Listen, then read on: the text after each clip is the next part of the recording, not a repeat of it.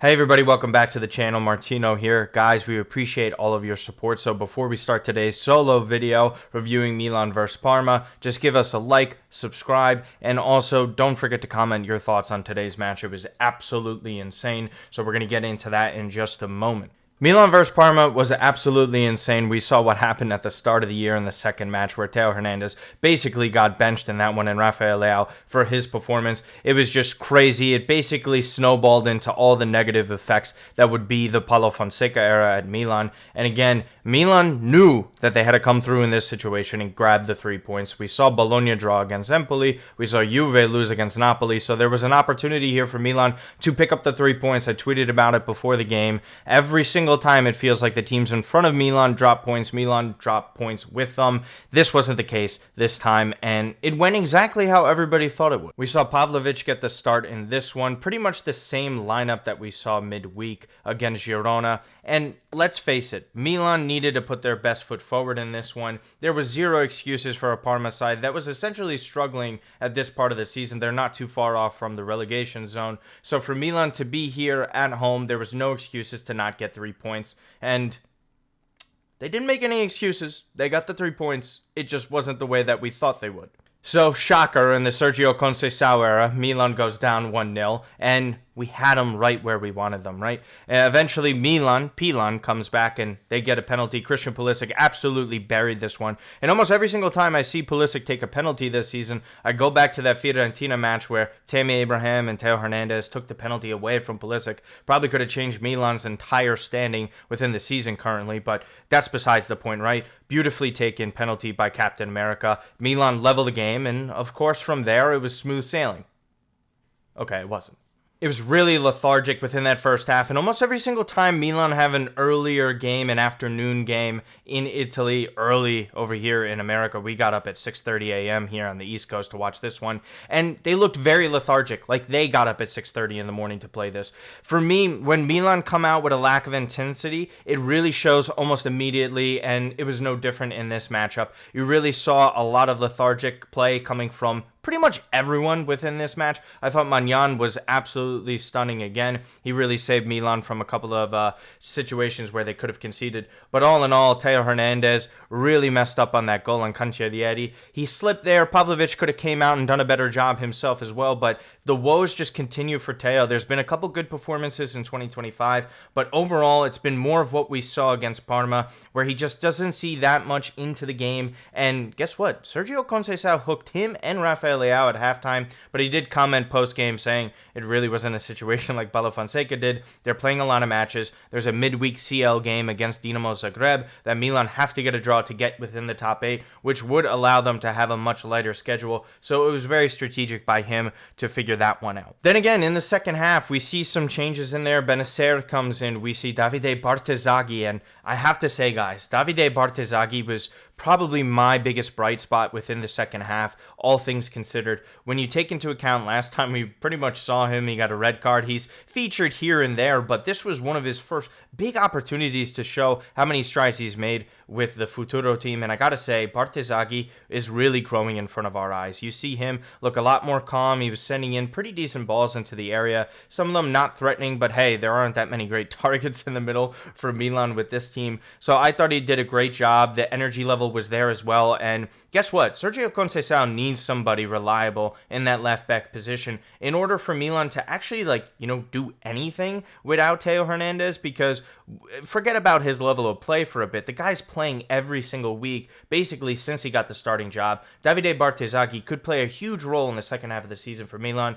so it was great to see that performance from him. And guys, I got to talk about Pavlovich. To be quite honest with you, I was against the sale of Pavlovich, especially within this window, and there's a couple reasons why. I talked about it in recent podcasts. Strahinja Pavlovich is someone who is clearly a raw defender, right? He just turned 23 in September, so he's still very young, and by center back age, that is even younger by most standards, because it takes a very long time for them to develop and gain that sort of experience, because you don't see the ball as much. You're in different situations over the course of time, and whenever you make a mistake, make as a defender, it gets more magnified than almost any other position besides goalkeeper. So I thought this performance from him, off of the back of what we saw against Girona, proves why Milan need to work with him. And also, if offers are coming in for 15 million euro, that's below what they bought him for already. His stock is going to be at an all-time low. He even talked about how he didn't play for 10 games. To be in that sort of situation, for me, to see him kind of shine, and you got the full experience. It wasn't great. It was flawed. He catches himself out of position.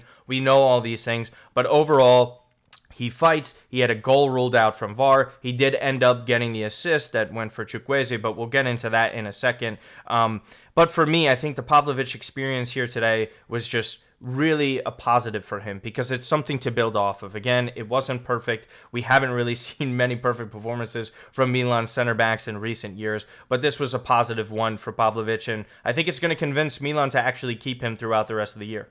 Yusuf Fofana, I thought, had a pretty solid shift in this one. Again, he's been playing every single match, very similar to Theo Hernandez. Him and Tijani Reinders are just playing so many minutes this season. He got booked. He's going to end up missing the derby next week, so that's a huge loss for him.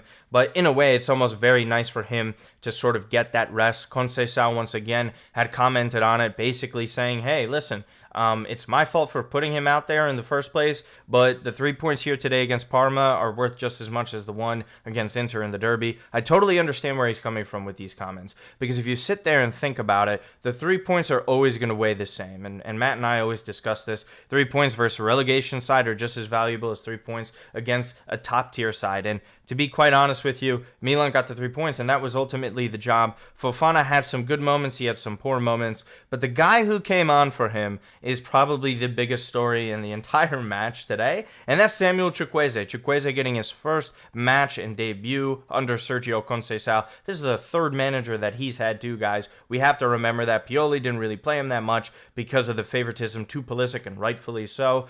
You really saw that, and then again with Fonseca, had trouble there, then he picked up the injury. Not really great so far in his Milan tenure. You saw rumors about him potentially leaving for Orsolini, which is just a totally different situation in his own right.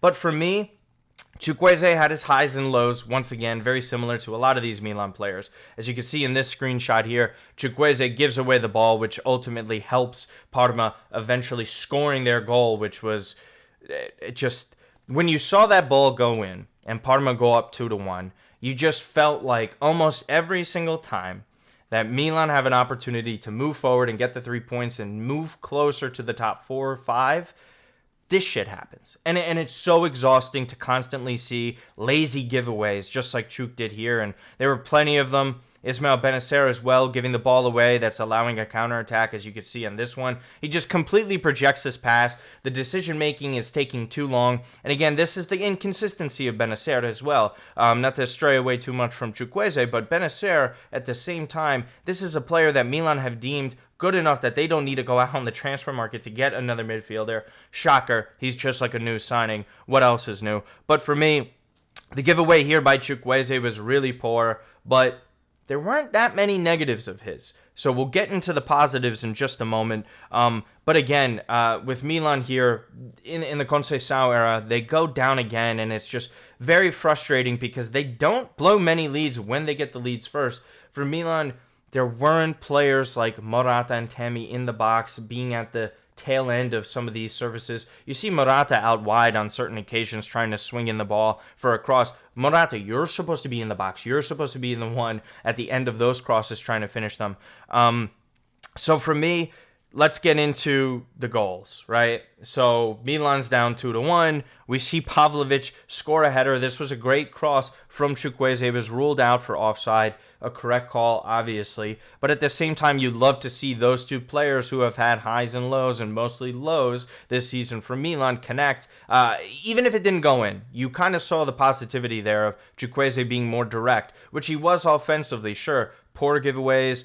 Tracking back was really weak as well. I've highlighted that already. But Chukwueze, just the consistency and the mental fortitude to keep pushing forward as we see towards the end of the game here. For me, I wasn't able to watch it live. I was able to catch the first half. I was at work, so I'm getting updates about what's happening and what went down. You see the goal get ruled out. Even then, when Pavlovich scored that goal, the draw felt like a loss, because you can't have games like this. Even when they come back, we saw it a bunch of times last year when Milan are playing behind. Jovic, Okafor, they're scoring goals to tie the game, just like the match against Torino to start the year as well.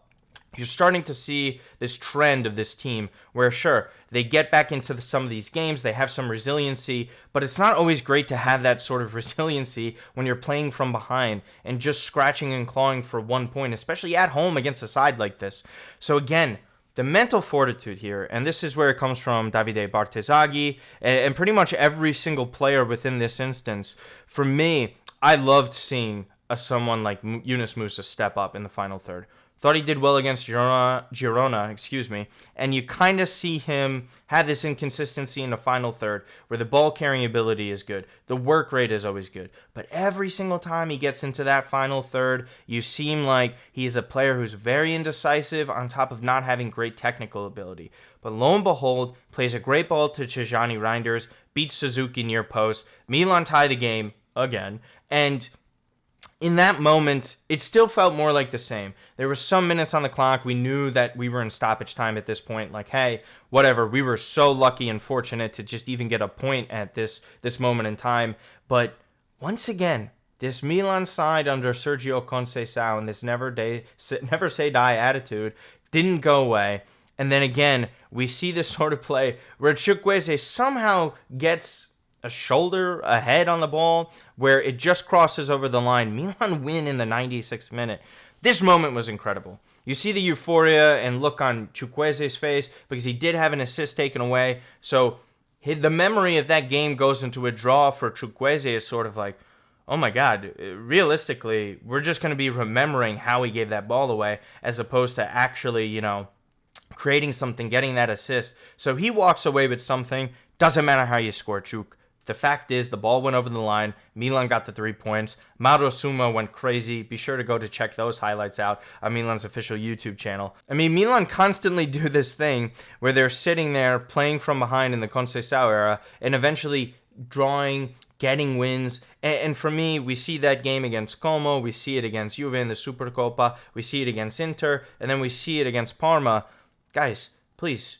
Inter's dominating Lecce 4-0. I know we're not on Inter's level, but why can't we have a game like that? Why can't we have one of those Venezia games where we win 4-5-1? Why does it always have to be like this? Why do we have to allow these stupid goals? Like Simon Kjær once said, all we do is concede shit goals. This is what Milan does. But it was a huge positive. There's no denying that. And then they had a result go their way later in the day where we had Fiorentina beating Lazio. Again, Fiorentina in front of us, but one of the two teams were bound to drop points. We prefer a draw in that situation, but again, Milan getting the 3 points on them.